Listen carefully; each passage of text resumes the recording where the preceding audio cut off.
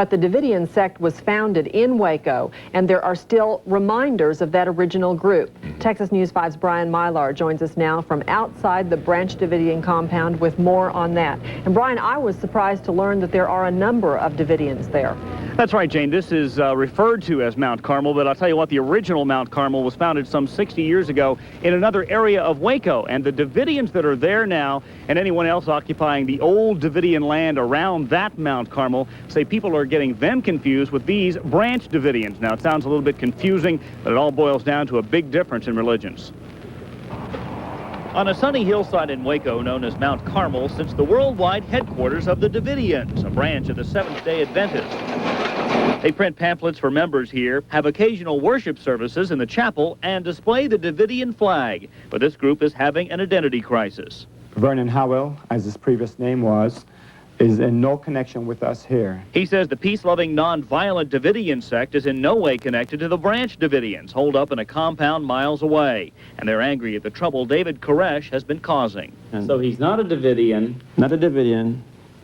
Not Mount Carmel. He's not a Seventh-day Adventist. He's not Jesus Christ. He's not Jesus Christ. We do not believe in bearing arms. We are non-combatant. Just across the street, Vanguard College Prep School is also dealing with a Davidian link. The Davidians used to own this property, and in the library, a clock on the floor is a reminder. Its hands are poised on the 11th hour, signifying the end of the world.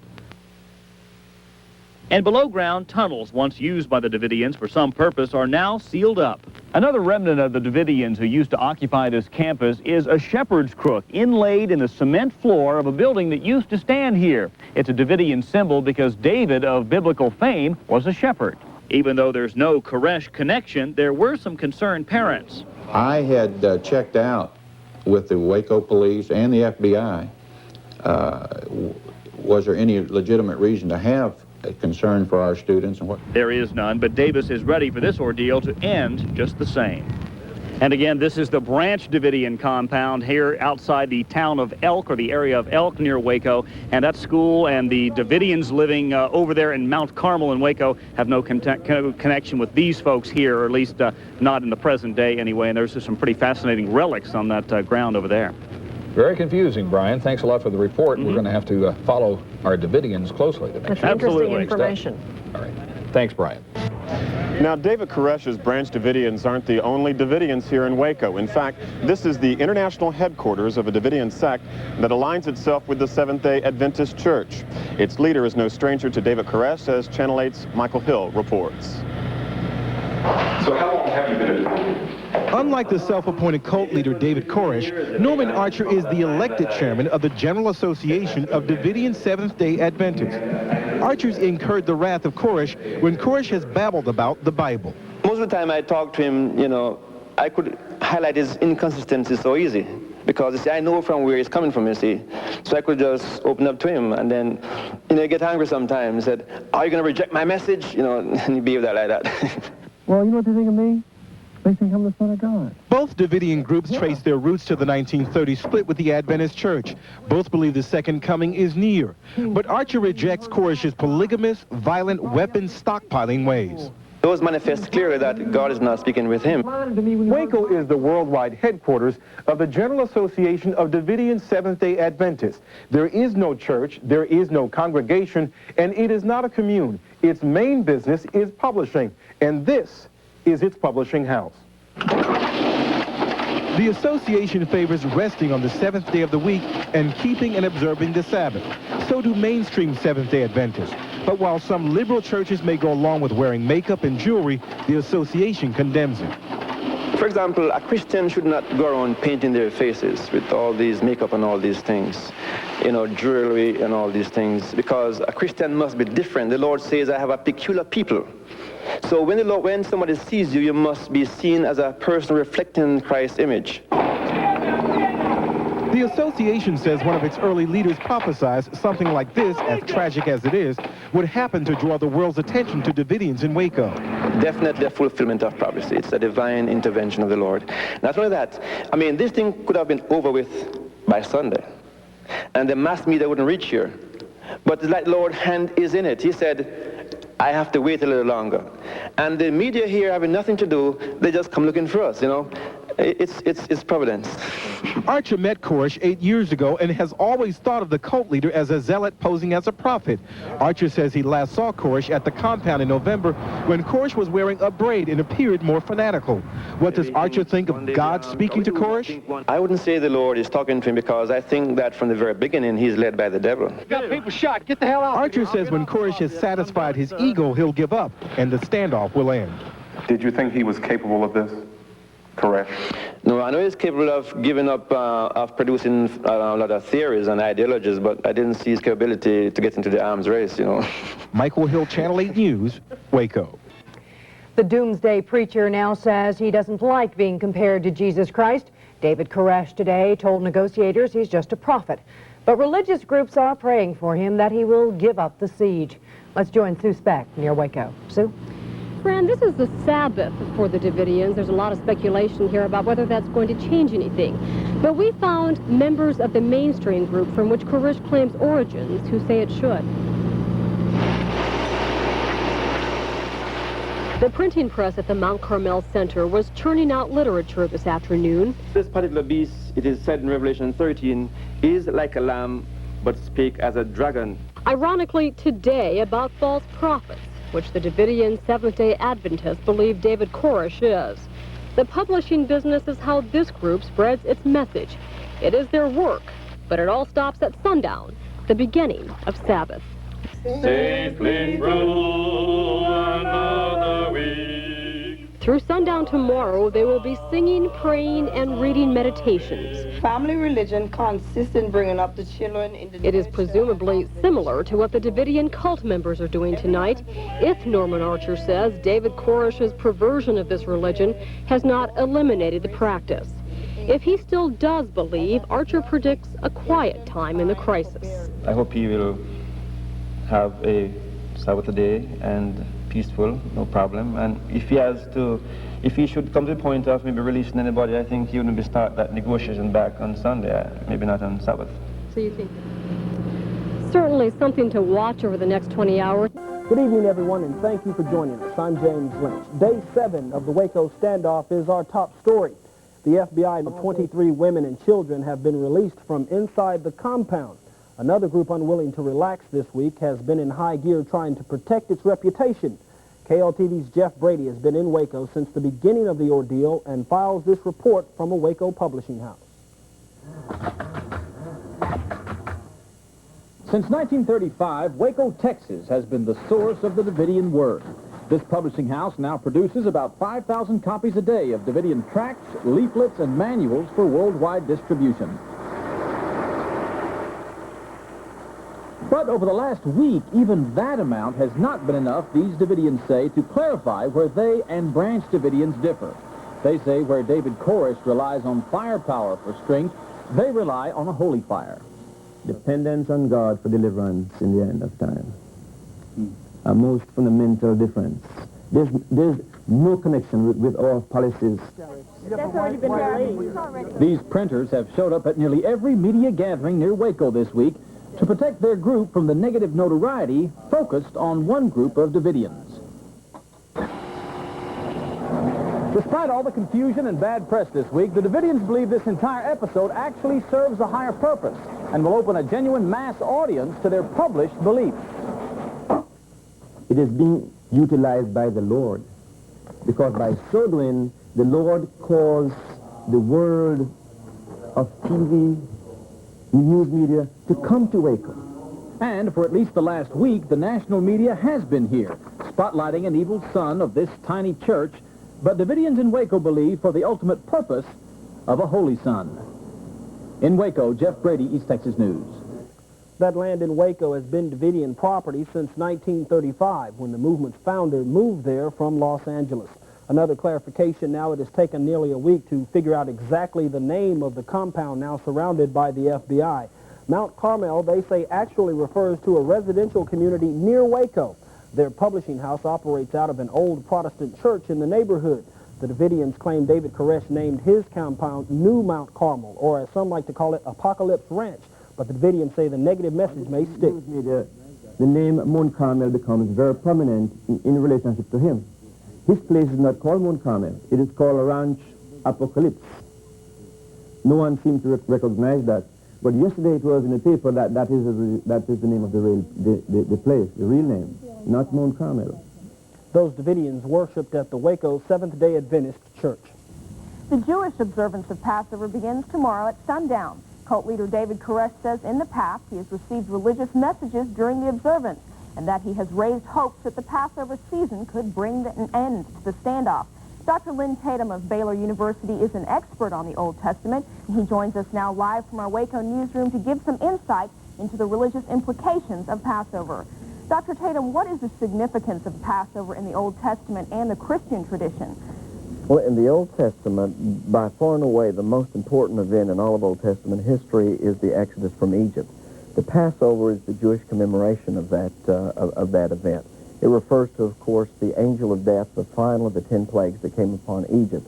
The angel of death passed over the houses of those Hebrews that were marked by the blood.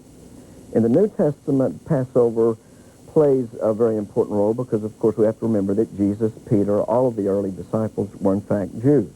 And like every good Jew, if they possibly could, during the Passover season, they would go to Jerusalem there to participate in the so-called Passover feast, which included a feast of unleavened bread. Therefore, it becomes important in the New Testament because Jesus, with his disciples, are in Jerusalem. They're celebrating a Passover meal. Matthew, Mark, and Luke all present the Last Supper of Jesus as a Passover meal. It's also and since Jesus was crucified at Passover, resurrected on the subsequent Sunday, Christians set Easter in essence by Passover. We Christians have also taken over many of the theological issues from Passover. We'd like to talk about we are saved because we are covered by the blood of the Lamb, again referring back to the Passover Lamb. So much of the imagery and theology that Christians derive about Easter derives actually out of the Jewish Passover. Hey, the Branch Davidians are a splinter group of the better-known Seventh-day Adventists, and although Koresh seems to have his own agenda, what can you tell us about the Seventh-day Adventist attitude towards Old Testament observances? Well, you're right to emphasize the fact that they are not Seventh-day Adventists. They're a splinter group of the Seventh-day Adventists. But the Adventists, from the very inception, have always been interested in the Old Testament more so than other groups, other mainline Christian groups. The Seventh-day Adventists started in the 1840s. They thought the world was coming to an end, and that was a major theme that's always run through Adventist theology. They thought the world was going to end in 1843, 1844. It did not. One of the reasons they explained for it not coming to an end was that Christians hadn't been observing some of the Old Testament rituals as much as they should, particularly the Sabbath observance. So always Adventists have had a very strong emphasis in the Old Testament, more so than the typical Christian. Okay, thank you, Dr. Tatum. Thank you. David Koresh and his followers are said to be almost self-sufficient in their religious compound, but perhaps not as self-sufficient as the original Davidians who moved to Waco more than half a century ago. In the last 4 years now, local coin collectors have turned up currency once used by the Davidians under founder Victor Hotef. One present Davidian leader says that Hotef had an actual bank on the 400-acre property, and during the Great Depression, the group used the specially printed currency in the site's general store. They bought things in bulk, and they would have a shop on the property there, and they would buy some among themselves, and that way they would not have to spend their money out to the public, and that way the community could survive the Great Depression because of it. Archer says the Davidians went back to using U.S. currency in the 1940s, and the Depression currency was then split up when the group moved from the original Mount Carmel site in 1958. Although no end to the standoff is in sight, federal agents have a plan to control the media coverage when it does finally come. Agents have decided on a pool system, much like the one used during the Gulf War. Television and print organizations will be represented by one photographer and one reporter who will share their information and pictures with the nation and with the rest of the world. The reporter-photographer teams were drawn randomly at today's news conference. Federal agents have said that they will wait as long as it takes to achieve a peaceful end to the siege. One of them, Rick Ross, has been researching the Branch Davidians and working with families of cult members since 1988. News Channel 10 spoke with Ross by phone from Arizona this evening and asked him why David Koresh is releasing members of the cult if he believes that they should be willing to sacrifice all for their beliefs.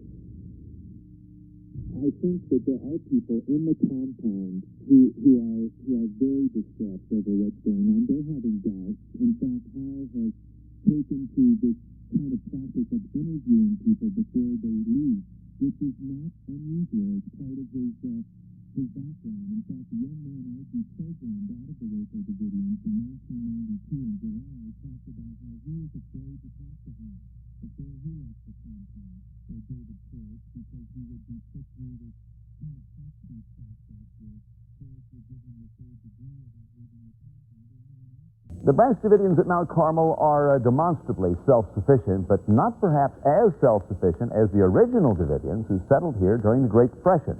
Shelley Lockhart reports.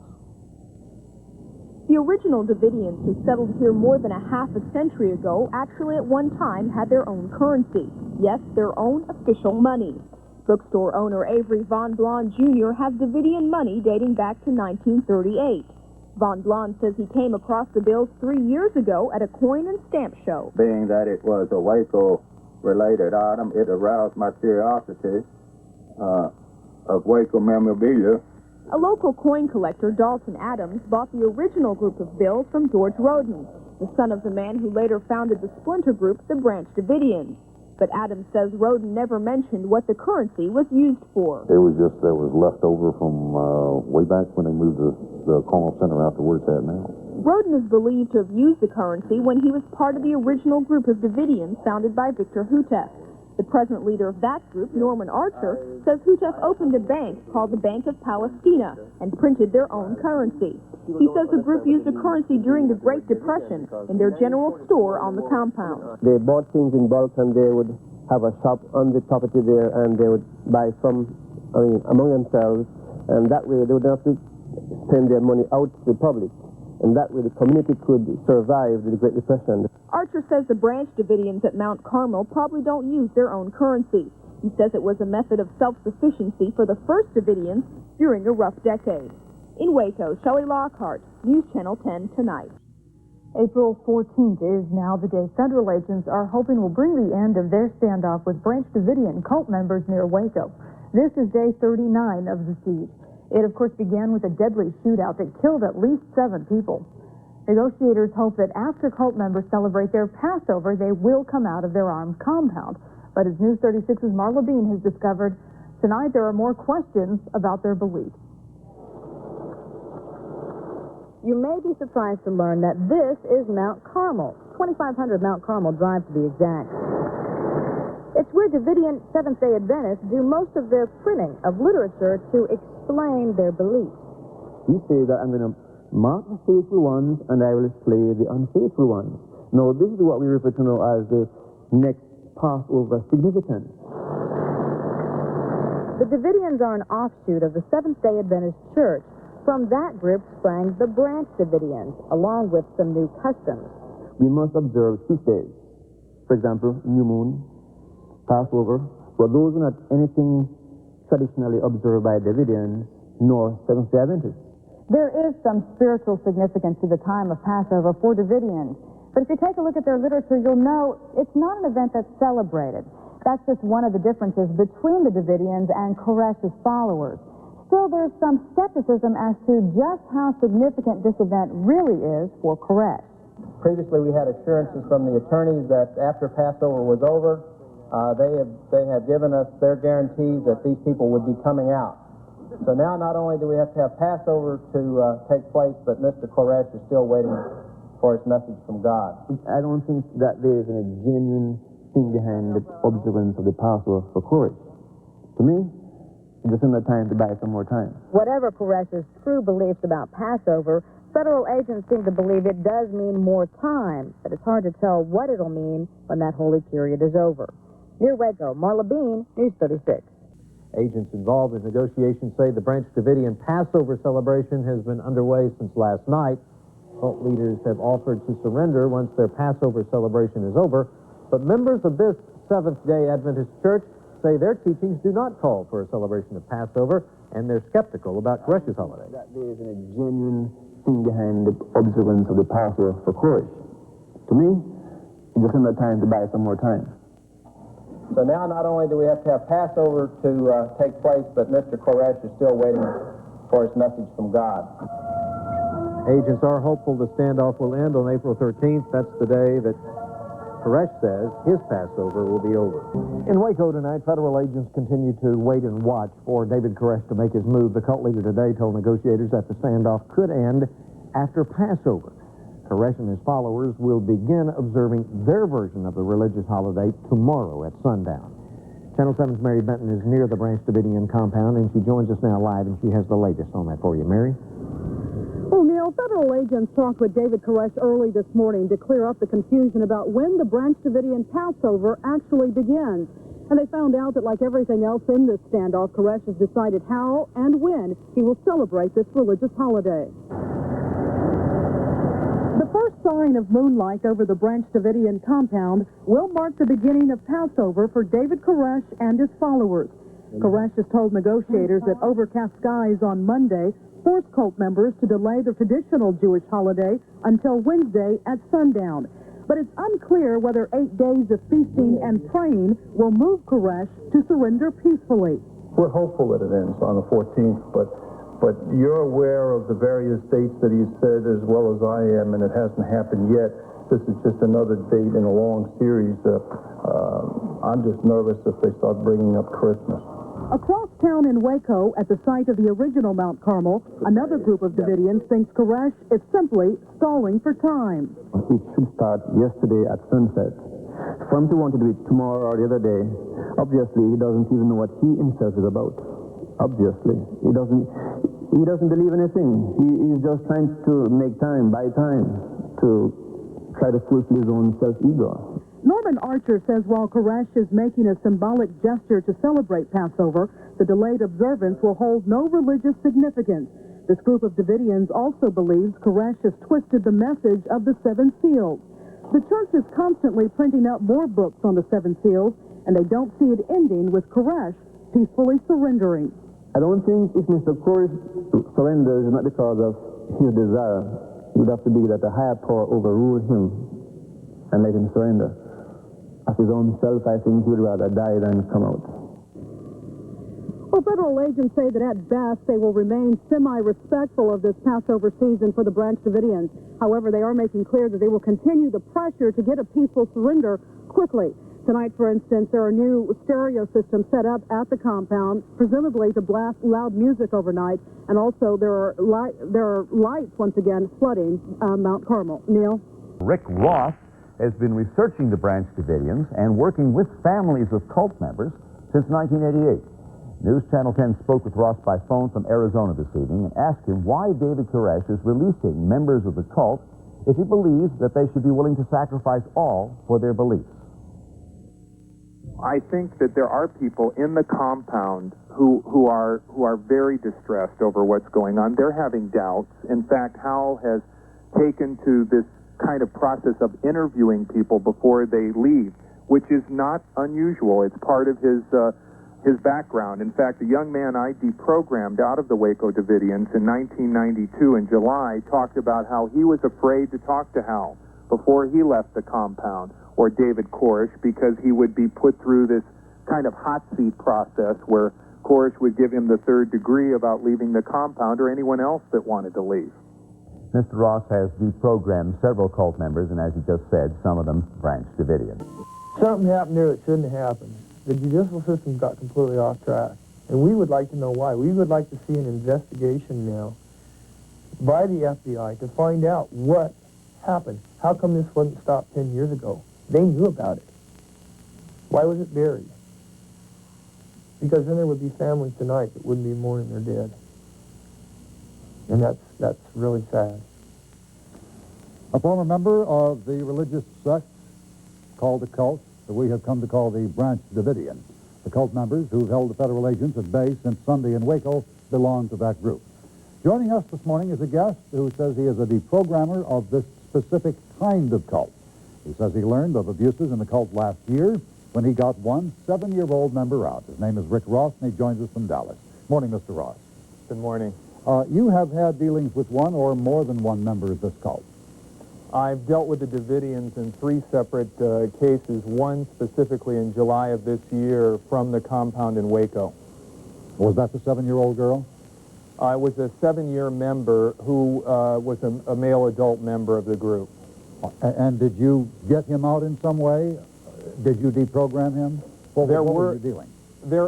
He was successfully deprogrammed, and he was one of the many members in the group who would come in and out of the compound. His family retained me when he came out of the compound for one visit to deprogram him, which was successful. In order to do that, did he have to be held by force, restrained from returning to the compound? No, his family persuaded him to voluntarily sit and talk with me for quite a few days, and then he voluntarily decided never to return to the compound. Are you in touch with or dealing with any members of the group who are in the compound right now? I'm not in touch with members of the group, but I'm in touch with some of their families. Of those who are in there right now? Yeah, there is one family in particular that I'm in touch with, and they've asked me to make an appeal to Steve Snyder, who is one of the primary members of the group, to please call your family, call Sue, as soon as you can. They would like to talk to him. All right. Would you describe the group as you understand it, Mr. Ross? What are its characteristics? Well, essentially, for all intents and purposes, David Koresh is the only thinking and functioning controlling factor in this group. They're completely dependent on him. In fact, this group of the Davidians could best be described as a spin-off of a spin-off. That is that Howdif spun off from the Seventh-day Adventist Church, but this really is even aberrational to the Howdif group and is a spin-off of the Howdif teachings of the Davidians. For example, they're eating meat.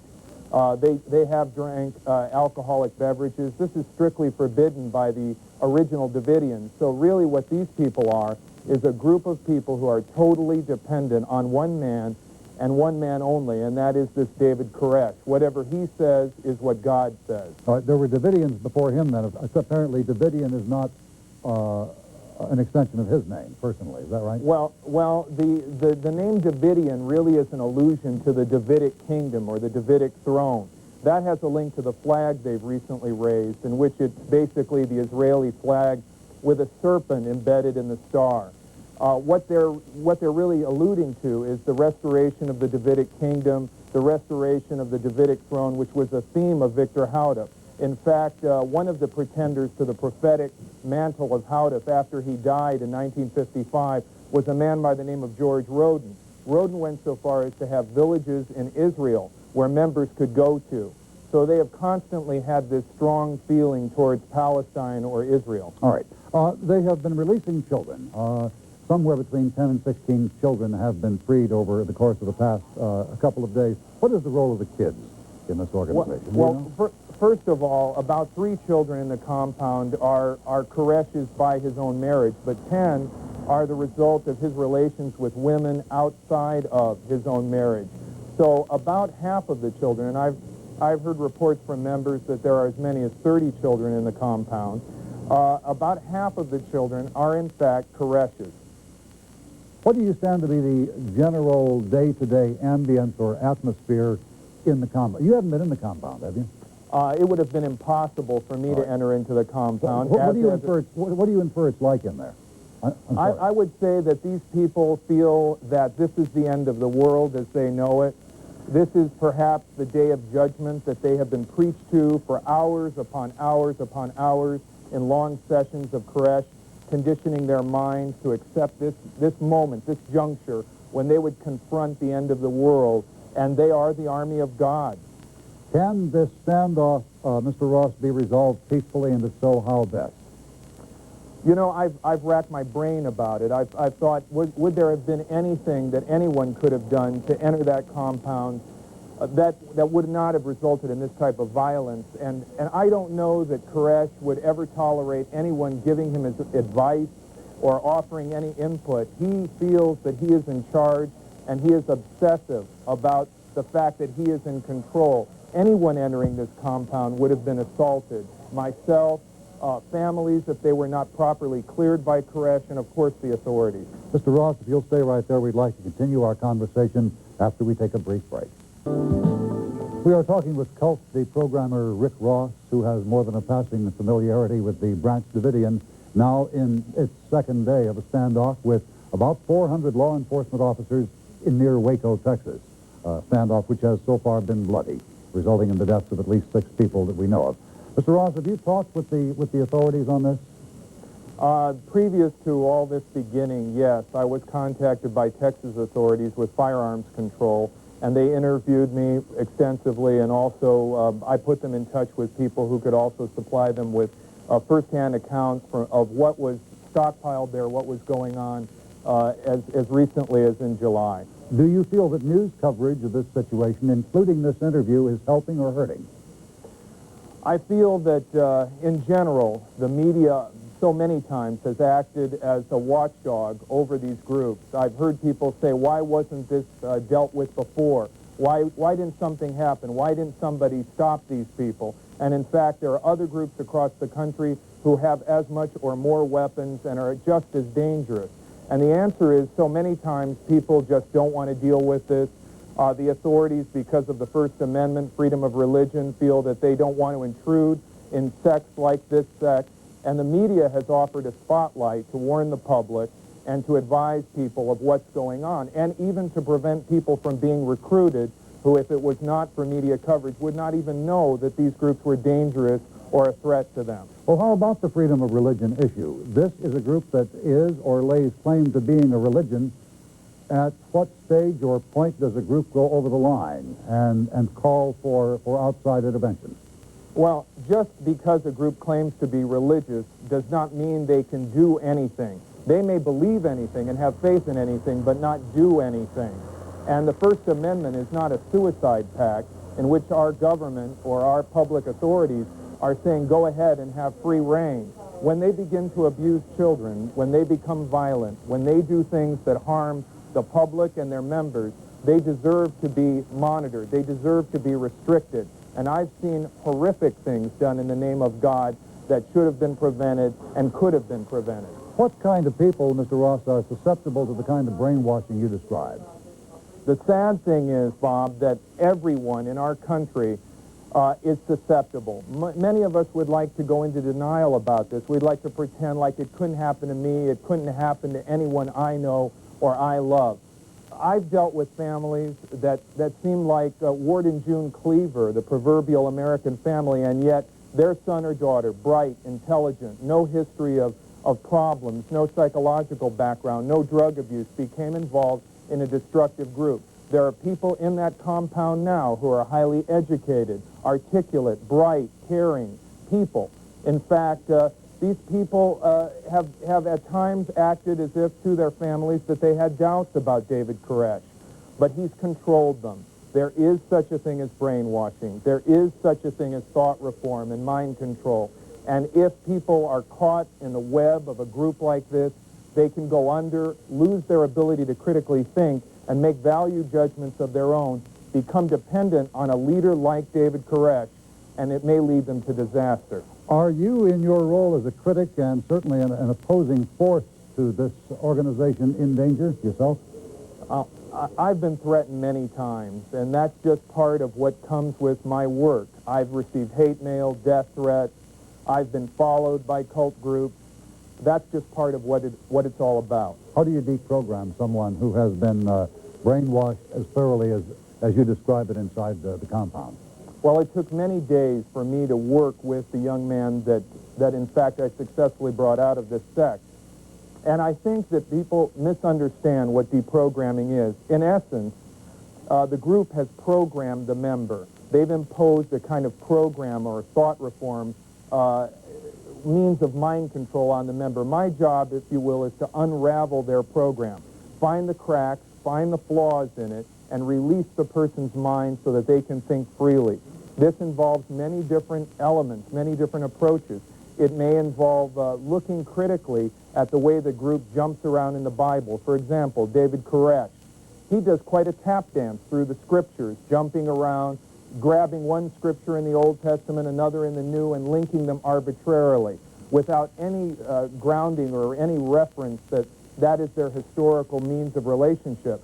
So part of my work is to show members how the Bible has been manipulated, how the Bible has been used not as a means of helping them in their faith, but as a tool to control them. Another might be going into the leaders.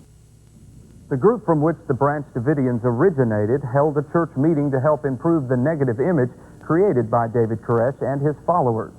The Davidians were founded by Victor Houteff in the 1930s, from which a small group broke away, forming the Branch Davidians, later led by Koresh. The original Davidians still hold church services at the site of the original Mount Carmel on Lakeshore Drive in Waco. What they say is the negative image Koresh created of all Davidians.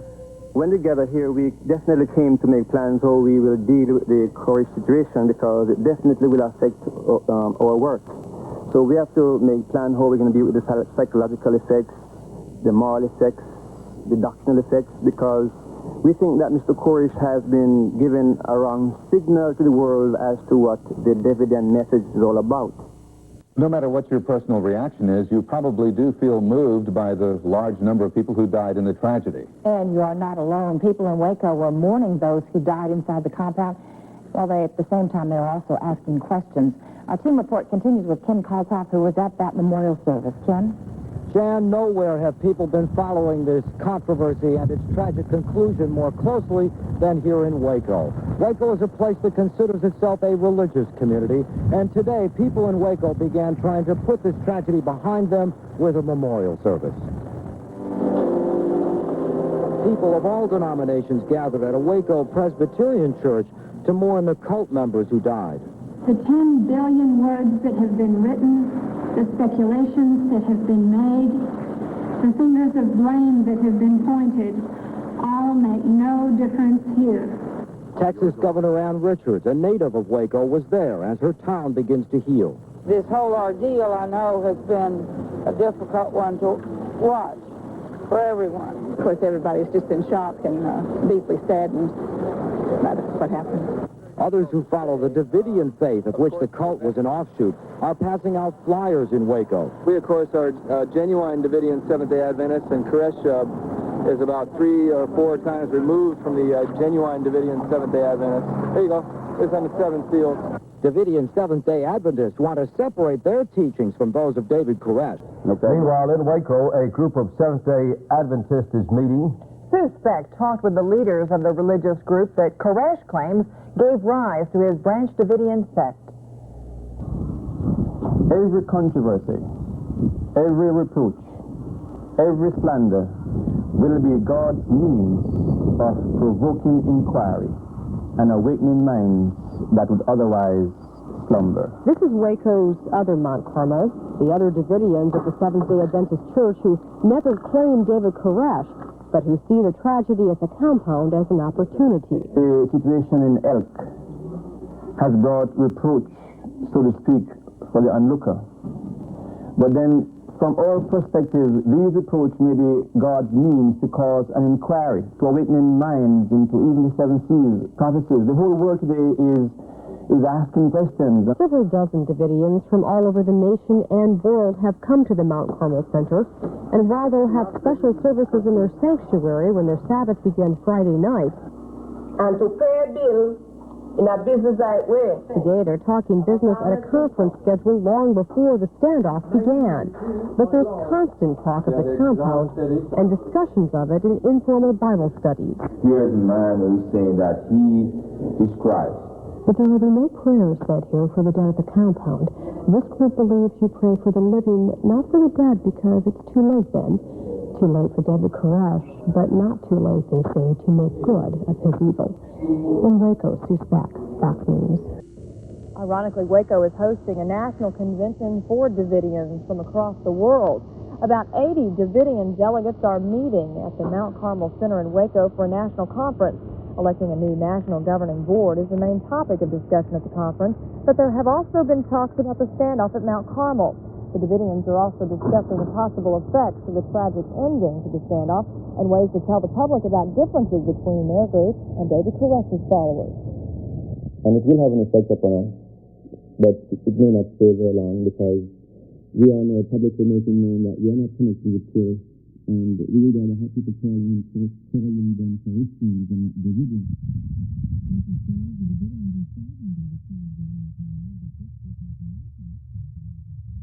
Most Central Texans are still trying to put behind them the tragic events of the 51-day standoff between Branch Davidians and federal authorities.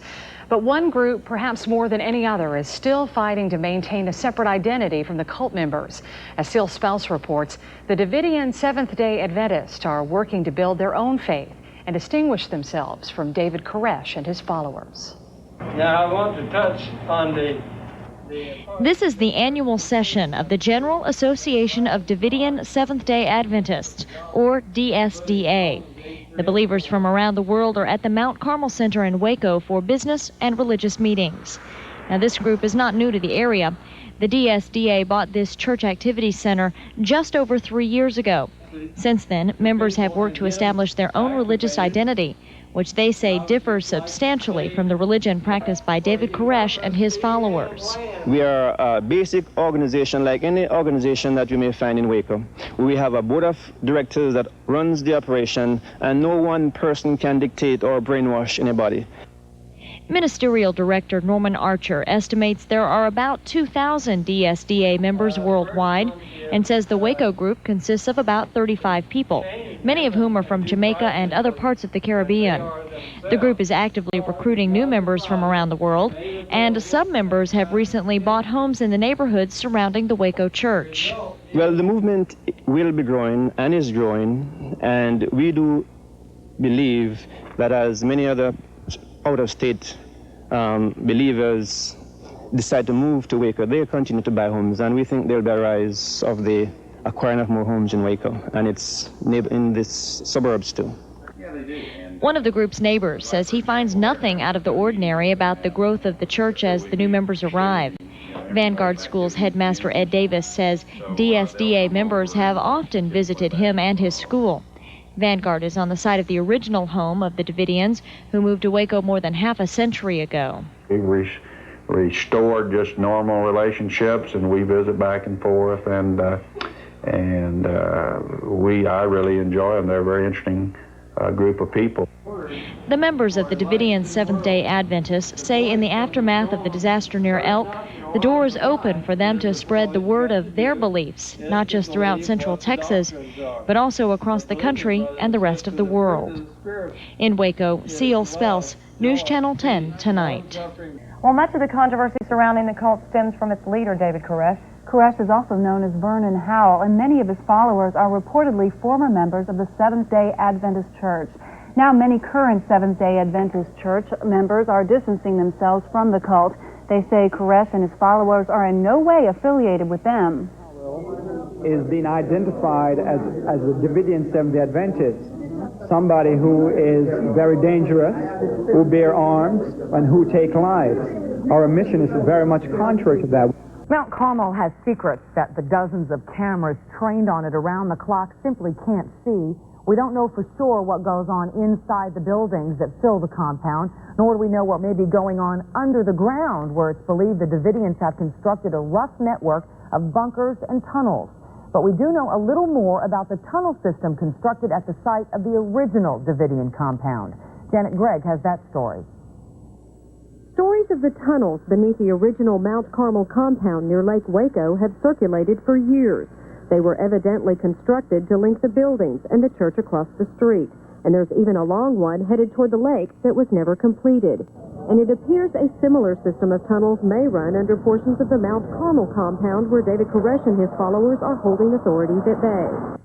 The original Mount Carmel facility was built under the direction of Davidian prophet B.T. Hotef, who came to Waco in 1935 and died in 1955. It's now in the center of a residential neighborhood. Nowhere in his extensive writings is there a mention of the tunnels, neither is there mention of them by a Hotef follower in a lengthy oral history compiled by two Baylor professors. But the tunnels are there. The entrances have long been sealed up, and some tunnels have reportedly collapsed in the middle. No one knows how the tunnel system figured into Hotef's apocalyptic vision of the future. In 1957, Hotef's widow sold the property and moved the Davidians to this site. Even before this standoff began, there were rumors of a similar tunnel network beneath the Elk compound. On March 4th, the Associated Press quoted ATF agent Ted Royster, confirming the existence of underground passages connecting various parts of the compound. McLennan County Sheriff's investigator Ronnie Turnbow, who declined an on-camera interview, told AP that authorities had aerial photographs showing the underground passages as they were being built. That supports a report by former cult member Connie Harvey Beeson. Work may have continued on the tunnels, according to one published report that attributes the information to ATF Associate Director Dan Hartnett. But because agents aren't talking about tactics, there's no way to know what impact a network of tunnels on the inside could have on strategies on the outside. And the importance is as much a mystery as the reason for the tunnels at the original site where the Davidians first gathered to await the end of the world. Janet Gregg, News Channel 10, Waco.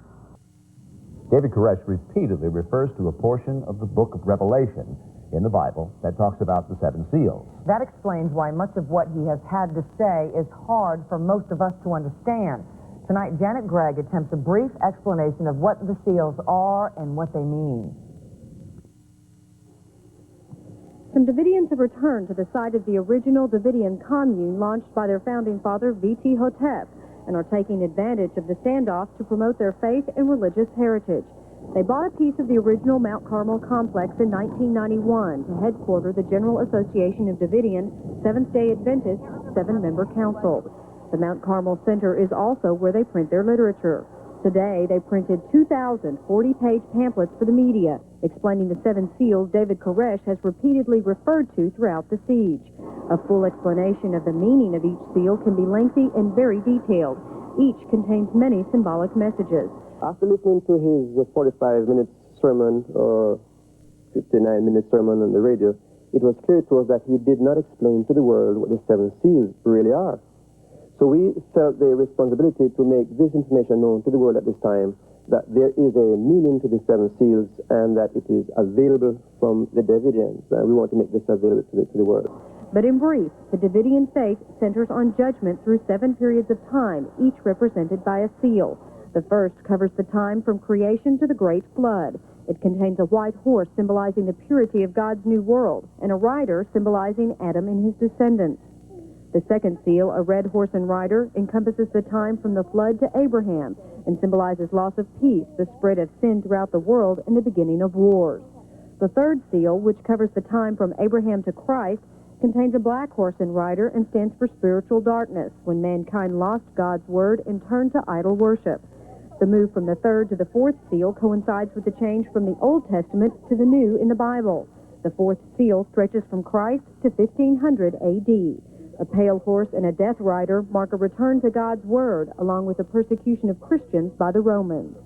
The fifth seal runs from 1500 to 1755 and is the first not represented by a horse of color. This seal denotes the continuation of Christian persecution with the symbol of an altar under which are the souls of the slain.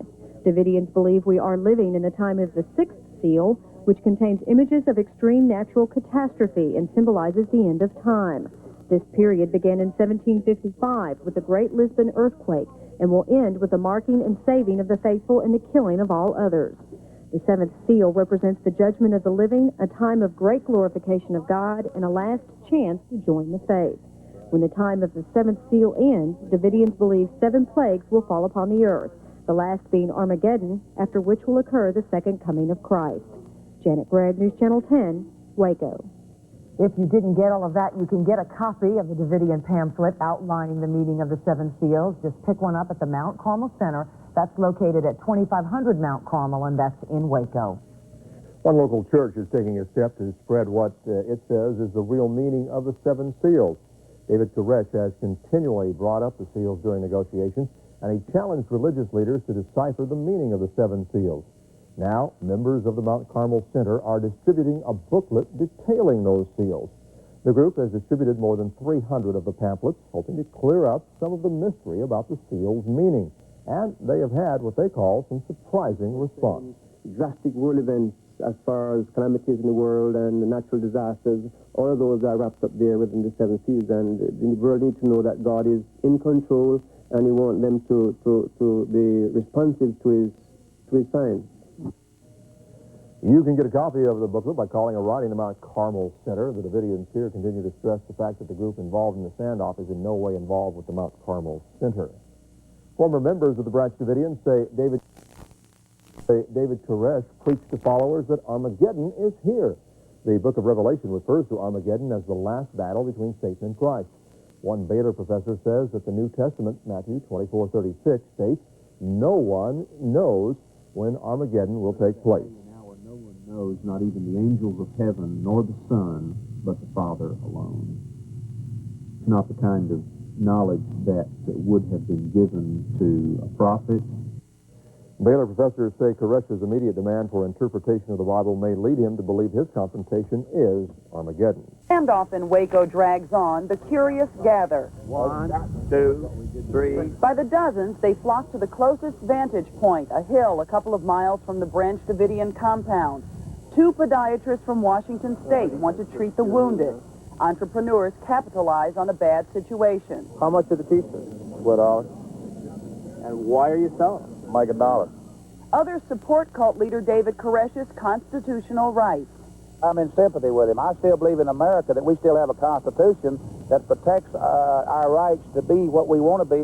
Today, the FBI identified 2 dead Branch Davidians. Michael Schroeder of Florida, whose body was recovered still clutching a semi-automatic pistol, and Australian Peter Gent, buried this week on the grounds by cult members.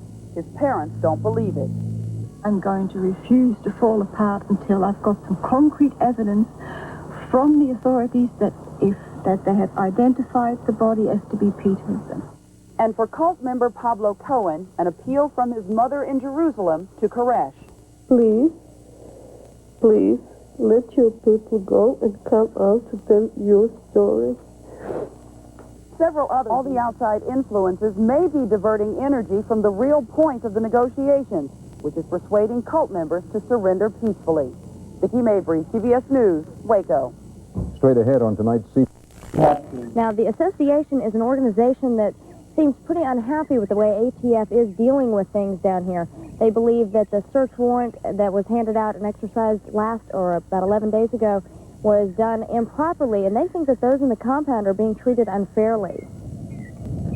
There's no reason to have a standoff. They take us in there, and within 3 hours from then, we will have it negotiated to where somebody, a third party, like I said, can come in and take these people to the medical help they need.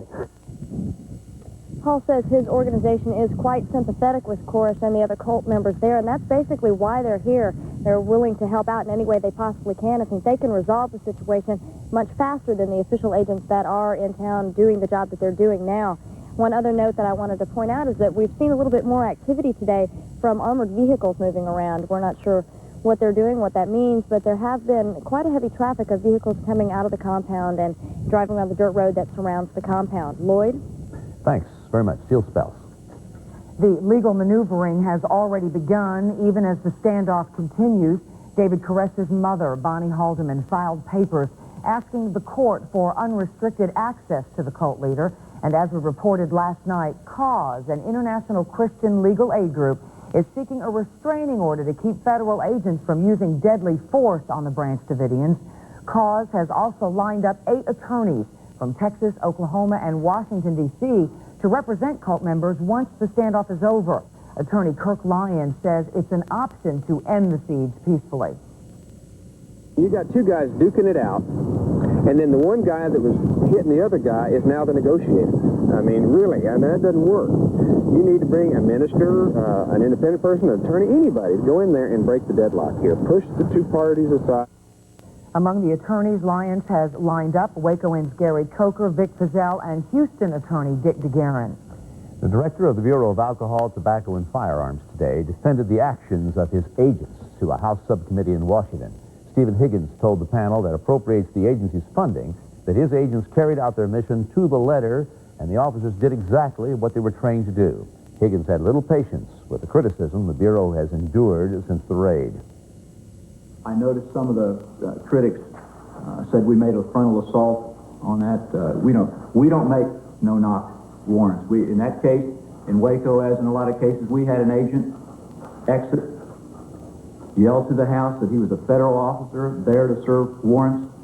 There was an individual in the door that heard what he said. That individual slammed the door, and the next thing we knew, fire came out. Higgins insisted the mission was compromised when a tip was made to cult members shortly before the Sunday raid that was 11 days ago. A Texas religious leader says the events at Mount Carmel and the numbers of people being released from the compound can be related to the events in the Bible. Reporter Sean Rad has more on the founder of a Tribe of Joseph Church of Philadelphia. If you'll read all 6 books of the Old Testament, you will see everything that's happening in Mount Carmel. Larry Frankham is the founder of an alternative church called the Tribe of Joseph Church of Philadelphia. Frankham says everything happening near Waco can be found in the Bible, even the name of the Davidian compound. 1 Kings 18th chapter and 20th verse, and it states, "And he'll gather his prophets unto Mount Carmel." Frankham believes Koresh's request for milk had a biblical connection.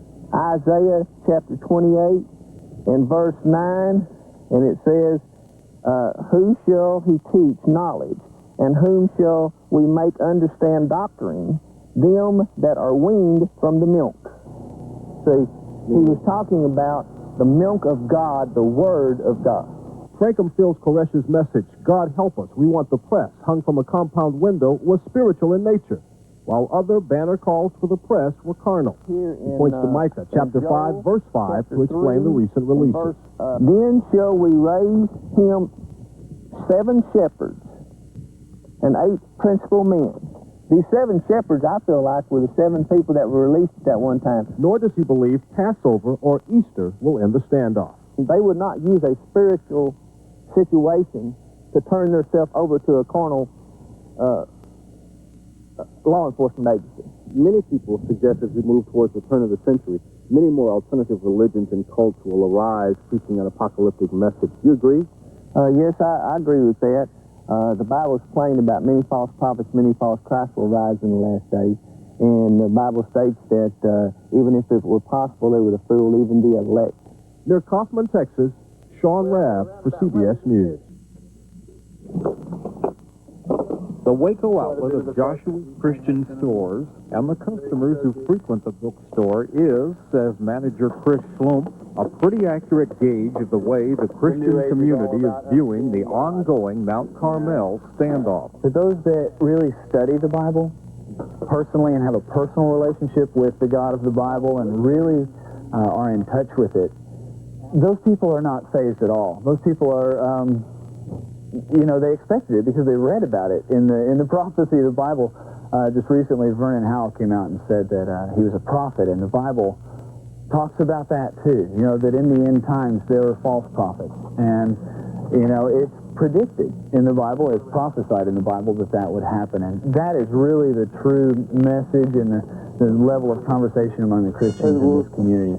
The store carries a variety of Bibles, as well as books dealing with end-time prophecy, books that cover the question of why prophets will arise alleging to speak for God, and interpreting the Bible in order to use its message for personal gain and notoriety. And it's very plain and very simple. Once you even read the scriptures once through the New Testament, it becomes very clear the picture God drew about this kind of thing happening.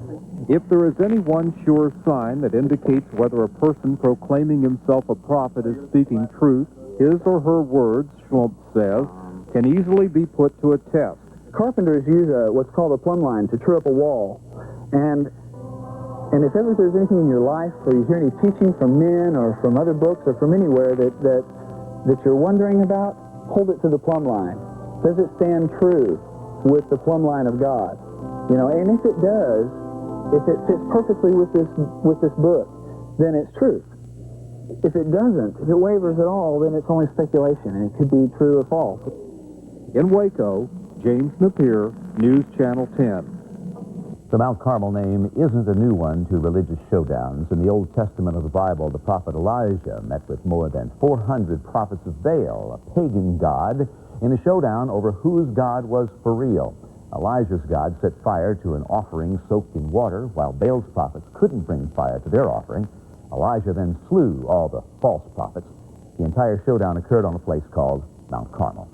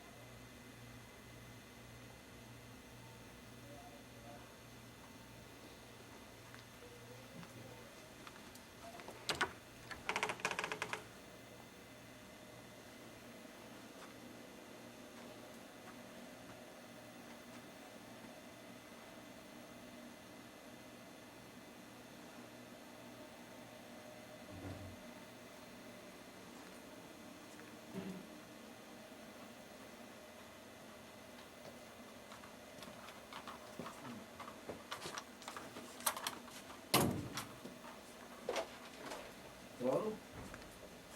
Yes, I've done that.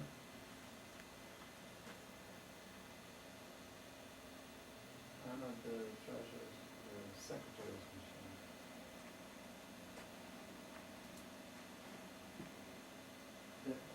With the modem and the router? Yeah.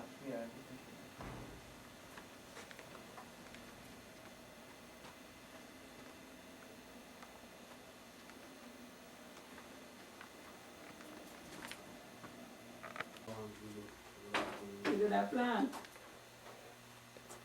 Yeah, you lost water.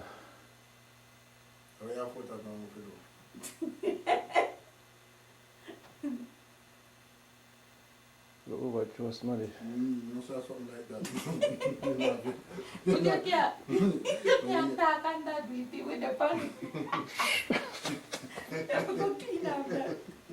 Yeah, that's clean up. It's that good. Yeah, I'm getting there. Should I, you just want the office, right? Or who are you showing it to? Hello. Hi, Sister Myrna.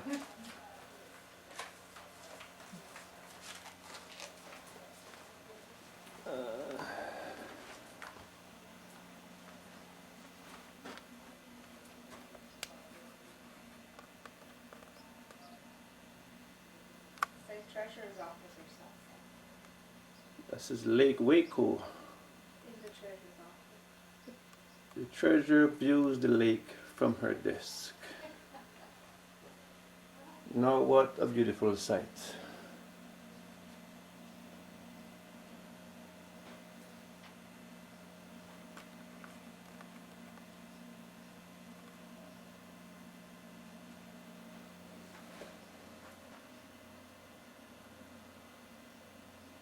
That's interesting. I'm seeing it.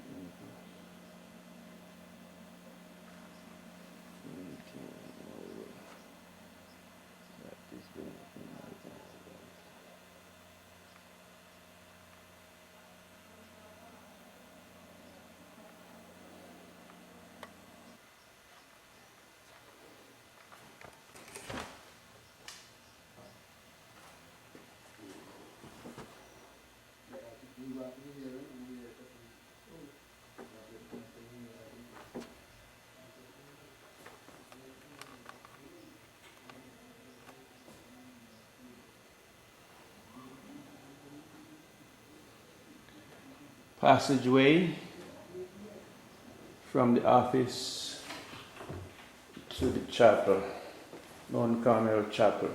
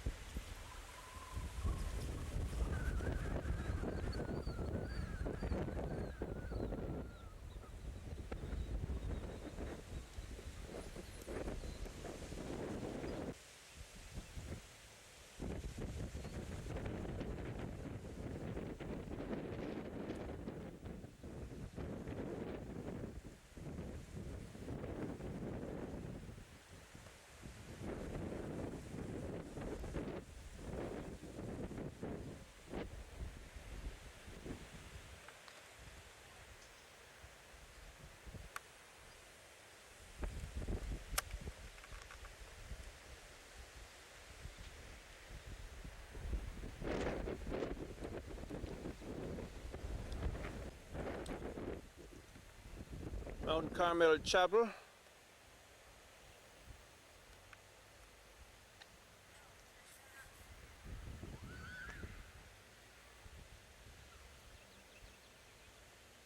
Missionary cars. That's the print shop in the background there. And then this is the main office. And that's a passageway from the office to the chapel.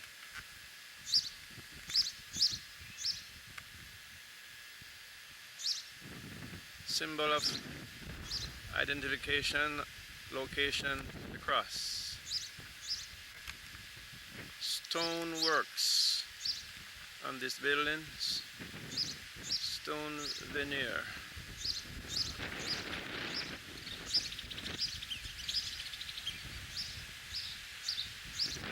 On Carmel Center.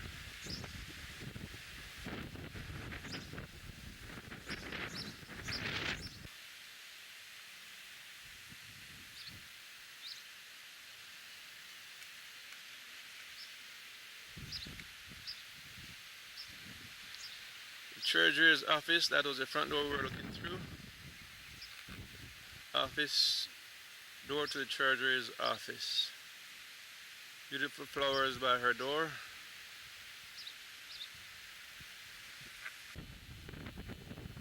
Front entrance to Mount Carmel Center. Front entrance. Two of the high-class homes that is close to Mount Carmel Center.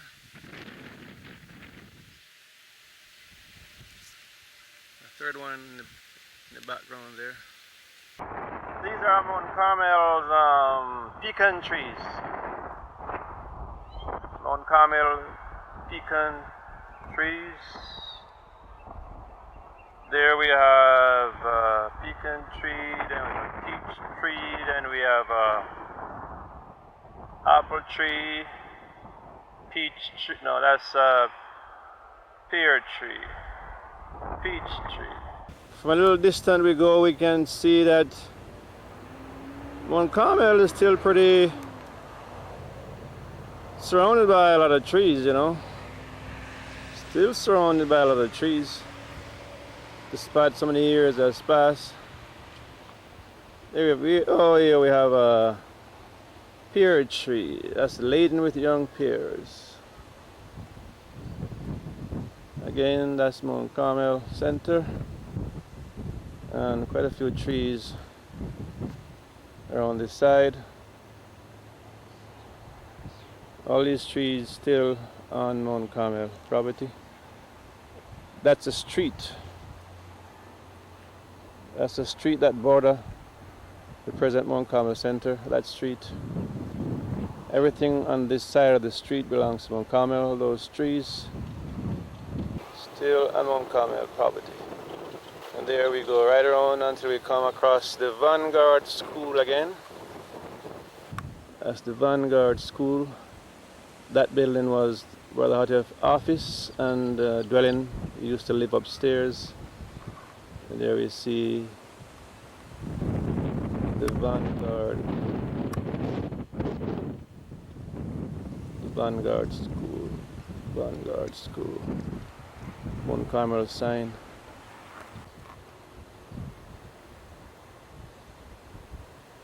Carmel Center backside. That's a vegetable garden there. All those trees.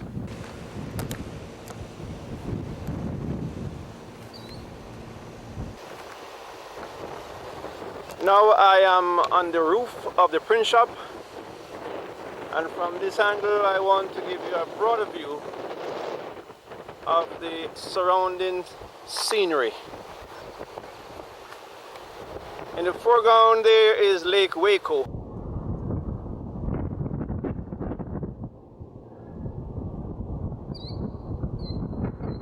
And the farmlands behind there.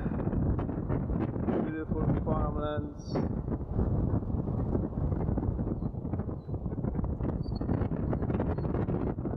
We have some high-class houses.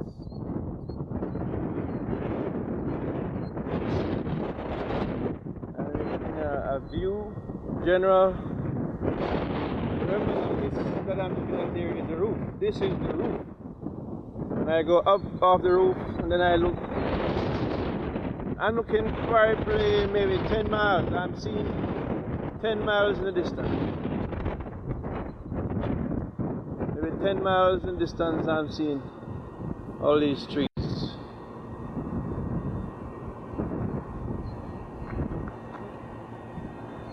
Another high-class house sitting there in the woods.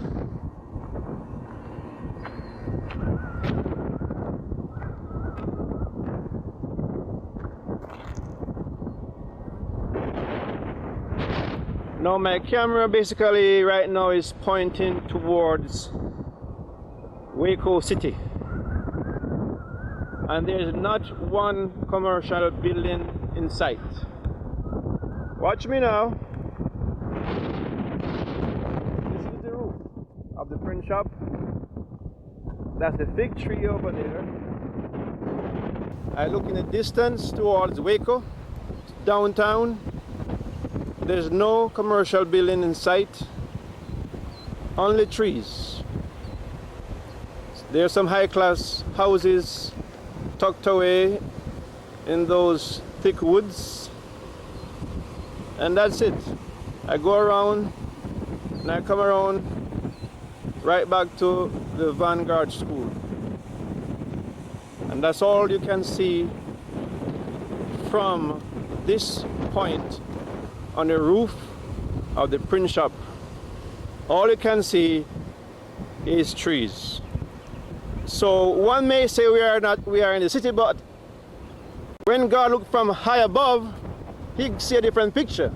God still sees us basically in the woods. Still see us in the woods. See, God don't see us men see.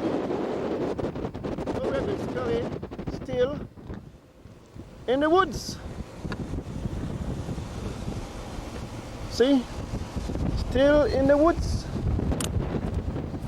The print shop, chapel. I moved a little over here again. Another high-class house. Here, that's the building on the Vanguard School. Another building. Still in the woods. Still in the woods.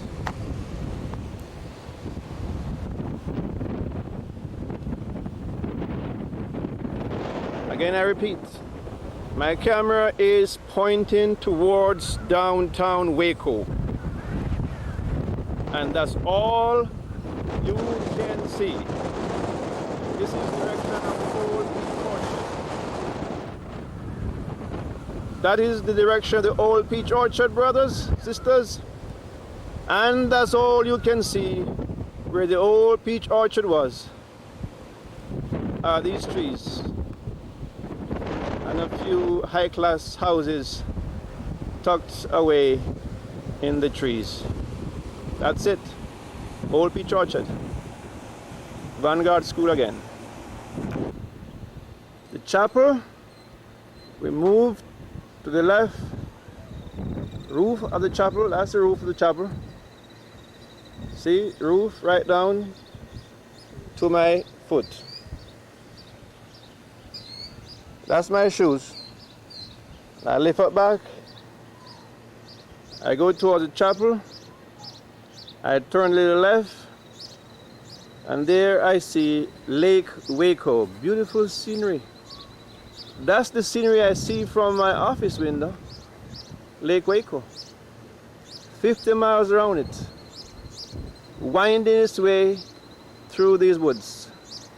Lake Waco. Another high-class house tucked away in the woods there. Lake Waco. Lake Waco. Lake Waco. That's a wheat field in the background. That brown section, that's a wheat field. It looks small there, but that could be 100 acres of wheat. Spread out down there in the valley. Lake Waco. This is some of the expensive high-class dwellings on the other side of Mount Carmel's property.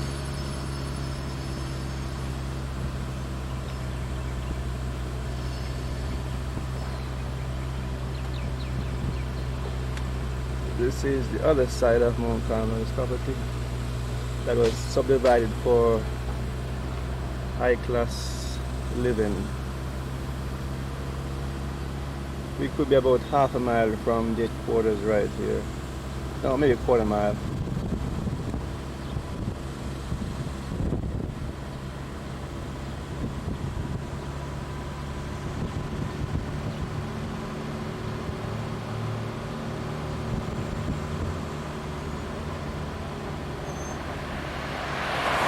In this neighborhood, people hardly walk in the street. It is so peaceful.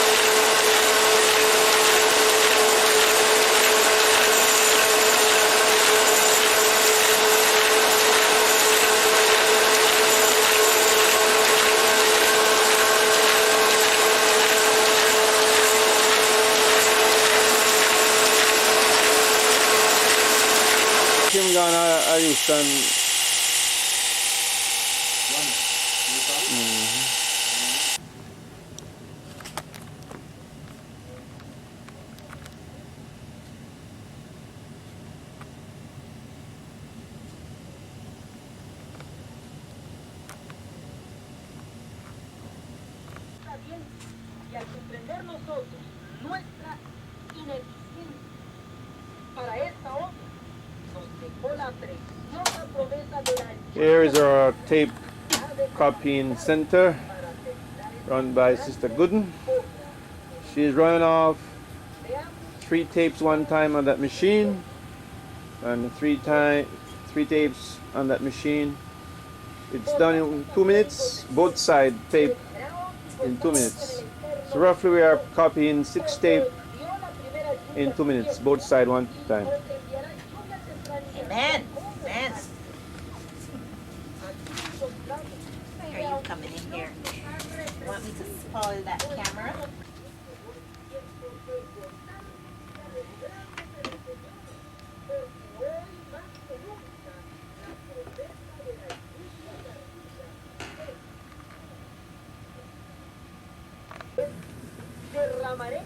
Those boxes with the green label are blank tapes. They roughly they have in them about 500 tapes. About 500 tapes in each box with the green label.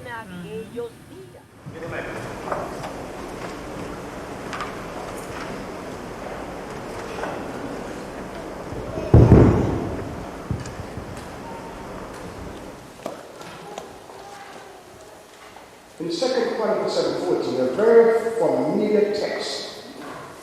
And I think this text is like a summary of a reformation that God wants to have us see to be experienced. Shall what? Humble themselves. It simply means that we are called people. They are humble. Then the next part says, and pray. I have big families. See, you don't know how to pray. And seek my face, and turn from their wicked ways.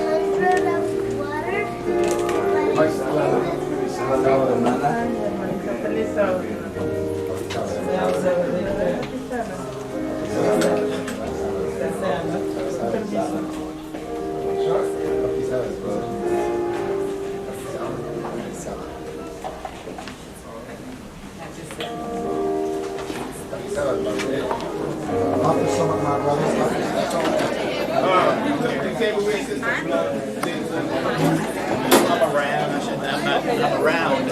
Hey, how you doing, man? All right. Everybody's fine. Yeah. No, that's it. Oh, they, yeah,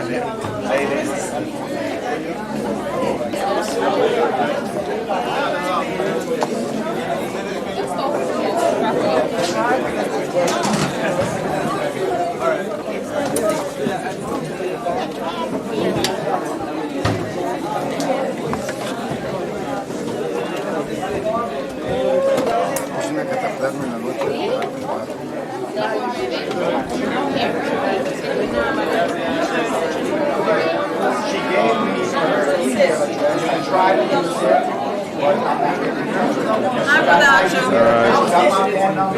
because she sent me a very large check for the ministry.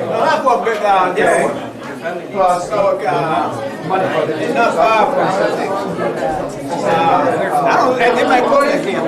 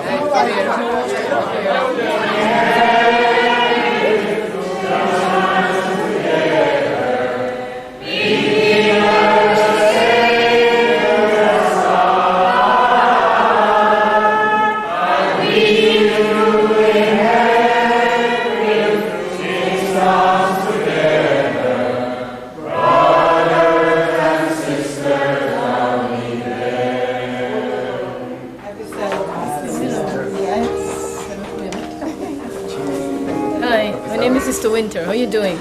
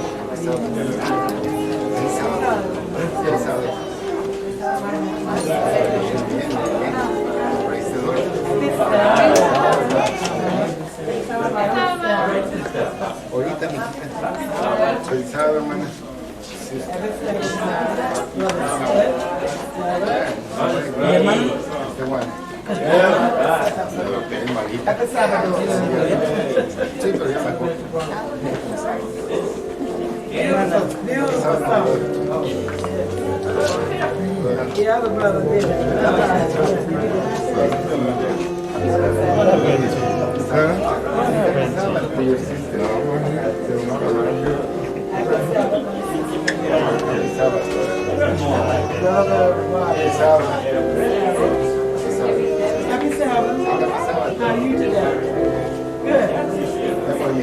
Happy Sabbath, brother. Happy Sabbath.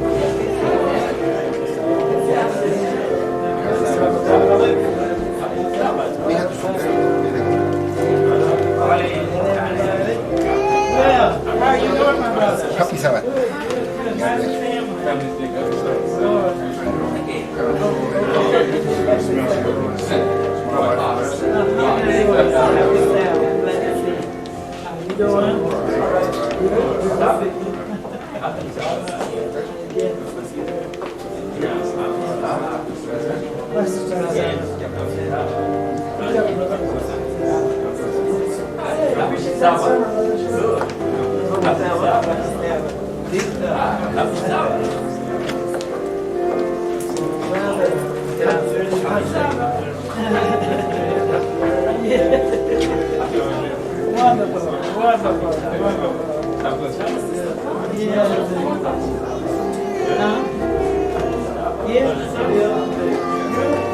I'm working on you still playing for me.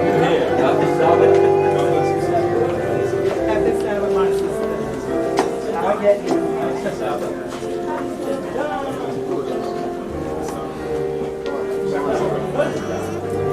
Happy Sabbath, everybody.